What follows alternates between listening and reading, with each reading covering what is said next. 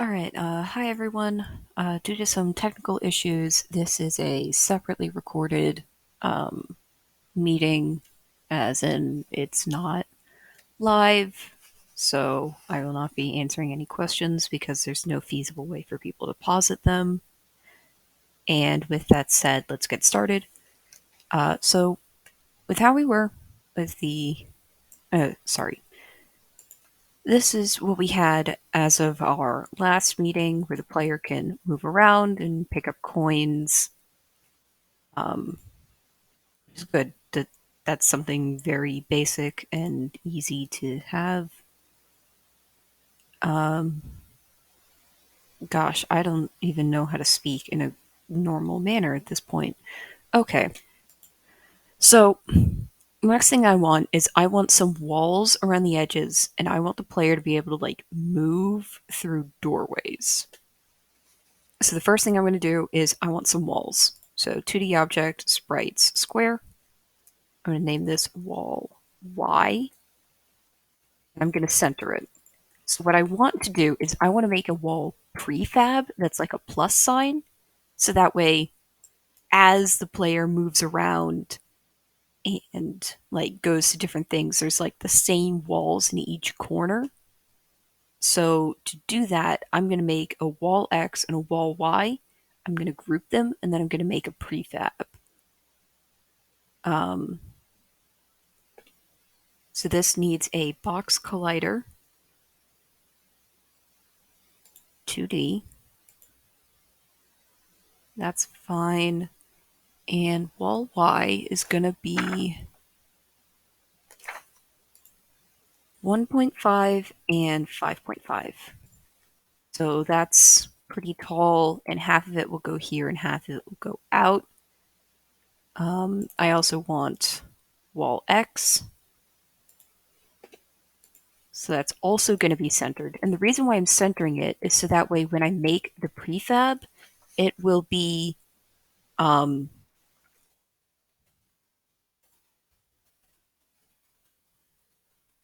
centered on where the prefab is. Because when you make a prefab, you need to make sure that like Unity will automatically say, "Oh, well, if you wanted a prefab,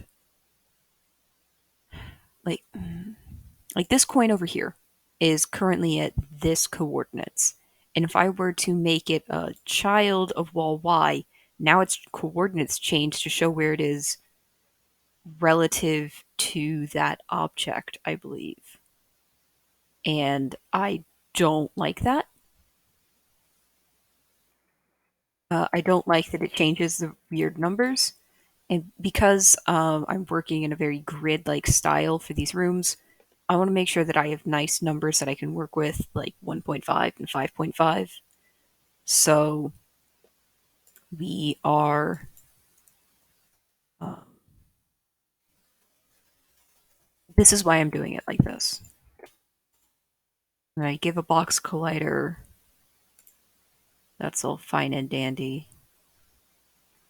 And because I'm not giving them rigid bodies, they are static colliders, which will work with our dynamic rigid body player.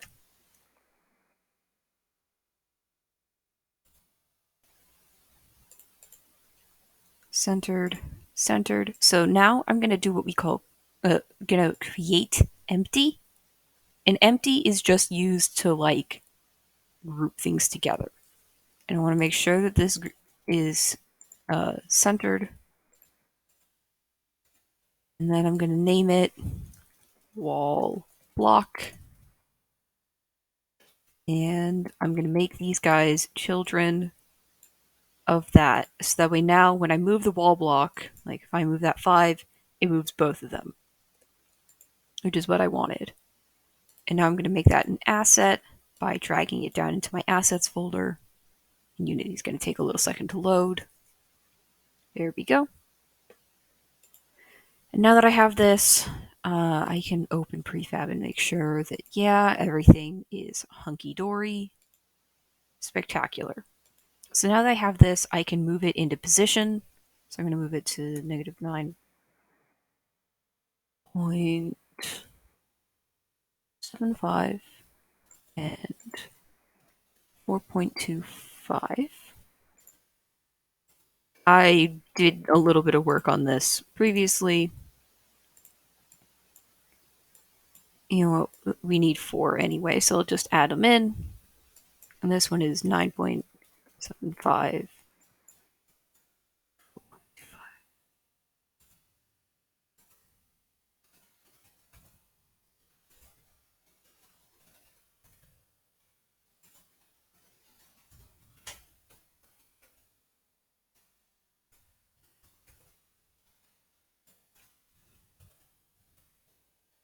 Here we go. So now we've got these walls around the edges, and each of them has their rigid bodies. Each of them is a good wall. Let me just make sure something on the player. Um, kind of rigid body. Okay. The player needs to have a dynamic rigid body. Otherwise, it won't be able to collide with things, as I went over in the previous meeting. So, just going to test this out. Wow, I can run into these walls. Now it starts to feel a little bit more like, I don't know, Binding of Isaac. However, oh no, when I go off the edge, the player just goes. I don't like that. I want to be able to see where the player's going. Um, and I hope you understand why I would want the player to. One thing that I can do real quick is on this rigid body, currently gravity is enacting. Um, I don't like that, so I'm going to stop that.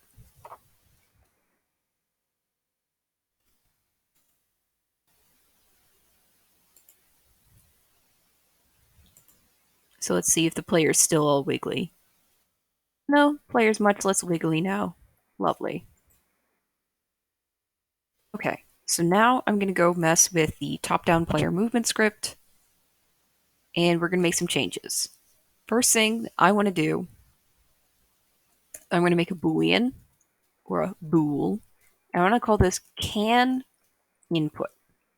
So one thing that I'm going to want to have happen is when certain things are happening, like you're transitioning between rooms, or I don't know, if I make a cutscene or something, I want to be able to stop the player from inputting. So if can input, me just loop that around the whole that, and now I can very easily stop when the player can input just by setting this boolean to false. By default, I want this to be true.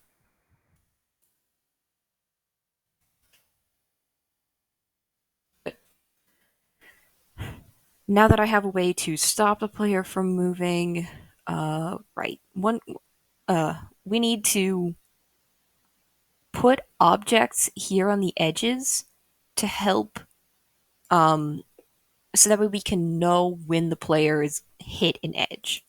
So to do that, I'm going to make another set of squares, and this one is going to go at 0, negative 4.9, 0.9. Its scale is going to be 7 and 0.00.01. So it's going to be a really small box over here, and I'm going to delete its sprite render. And what that's going to do is it's going to allow me to have that be invisible. I'm going to call this down edge. And I want to give it a tag as well. I found out during my meeting last time, um, you can't access the name of an object for some reason, and you can only access its tags. So I will be doing this because I need to know which edge we're hitting, because I need to know which direction to move the camera to. Okay, so we've got these tags. That's lovely. Gonna go back to that square. We're gonna tag it properly. And we're gonna duplicate that. And we're gonna call it edge.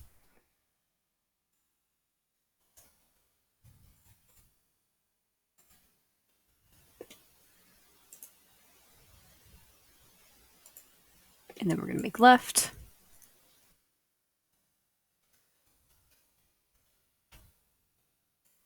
This one is gonna be at negative 10.3. 0.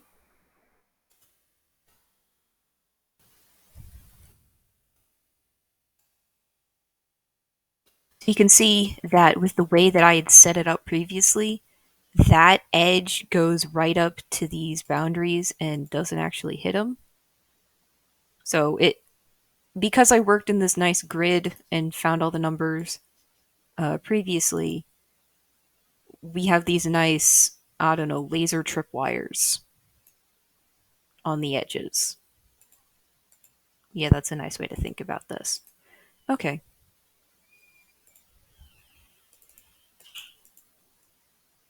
So right edge.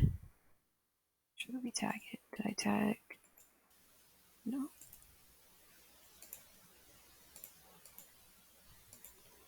Okay. And right edge is also going to be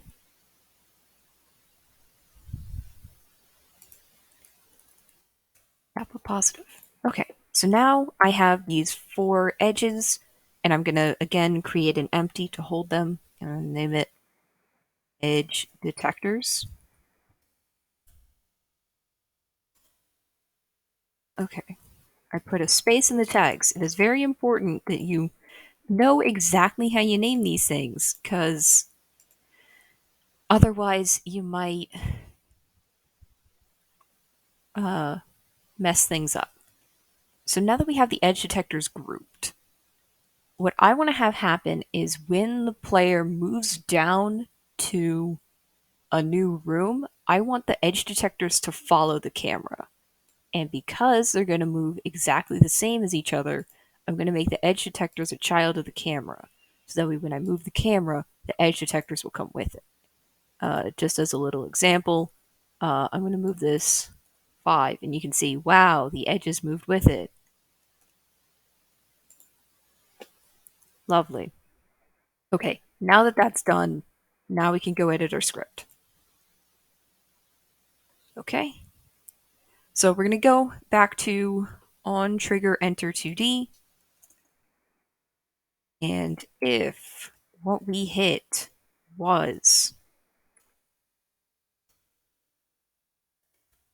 we compare the tags, and I'm going to do left edge first, just because I feel like it. So if we hit the left edge,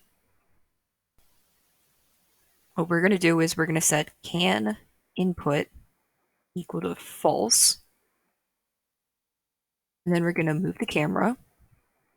So we're going to get the camera by calling camera.main, and that's essentially just grabbing whatever object is currently tagged as main camera, and then we're going to access its transform component, and you can tell that we're getting a component because it's lowercase, and then we're going to call a method on it, the translate method,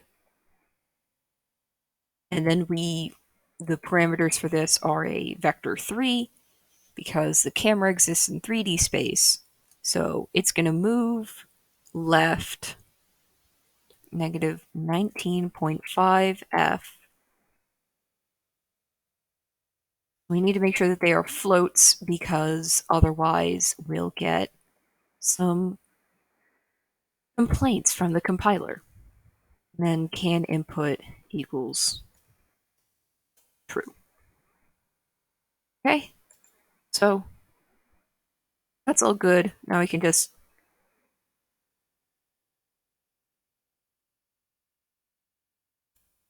essentially duplicate that. Um, Lovely. So this one's going to be right. That. Down.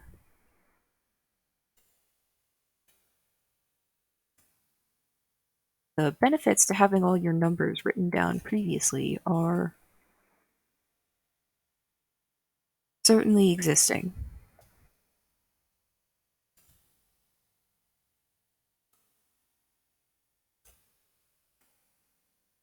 Okay.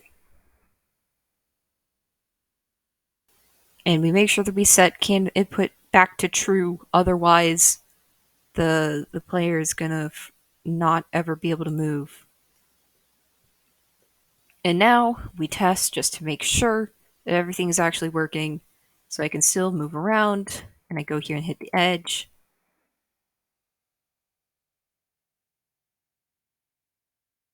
Ahaha.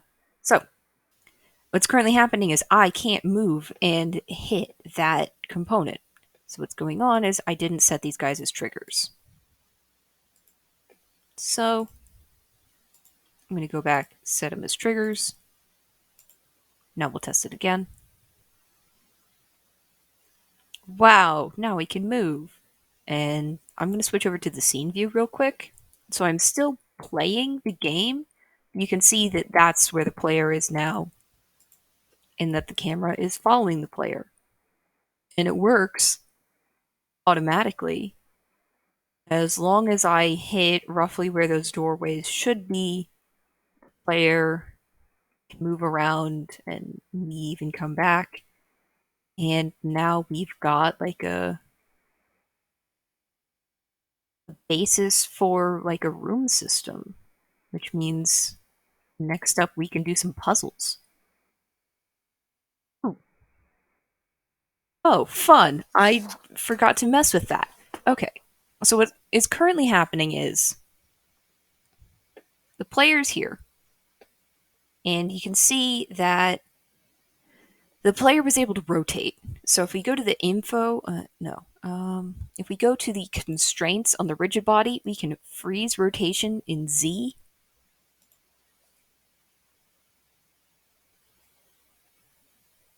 And now I hit the edge and I don't rotate. If you want to, that's how you make the player rotate. Um, I don't know why you would, but you can.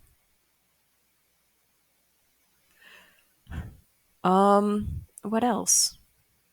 I think that's it. You can start to see that this is getting a little bit messy over here. Um, so I could choose to like create another empty and call this.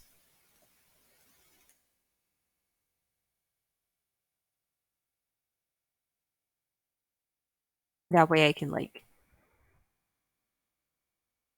I don't know, name these. And if I were thinking a little bit smarter, I would like come up with names for my grid system or like a coordinate system. And I'm probably going to end up doing that sometime in the future. Um, so that's the benefit of having a whole bunch of empties is right. Make sure that you're centering your empties, otherwise um, you get funky numbers, and I don't like funky numbers. So that's why you organize your hierarchy using empties, otherwise things will start to get real stupid. And yeah, with that, I'm going to end this meeting. Join us next week for basic puzzles.